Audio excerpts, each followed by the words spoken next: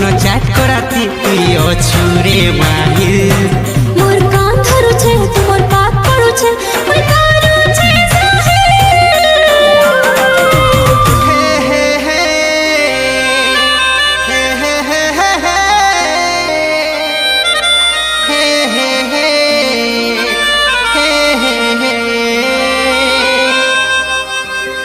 तोरे अंता बेवफा मोर दरकार नहीं मोर आशा पास देखा नहीं देती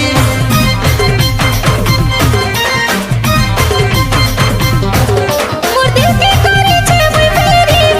तो ठाने दिल के बाटा मोड़ी फाय तोरे अंता बेवफा मोर दरकार नहीं मोर आशा पास देखा नहीं देती जा जानो से पिला के भल पाए मोरे धन नहीं नहीं नहीं नहीं नहीं रहता कथा मते नहीं कहना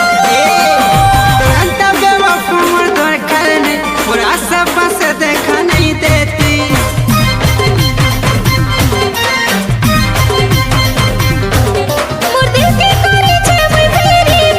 तो ठाने दिल के बाटा मोड़ी फाय तोरे अंता धोखा वाली दरकार नहीं मोर आशा पास देखा नहीं देती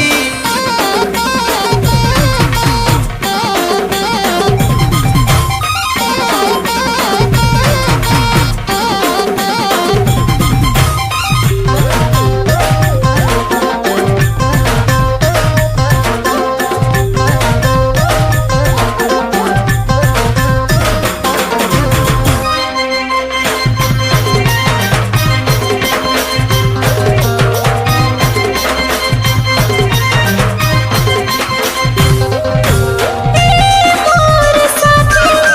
तोर पागल बनती दिल करे फीली फूल भावो थीली कहर पछे पड़ी हेली अंधी रे कहर पछे पड़ी हेली अंधी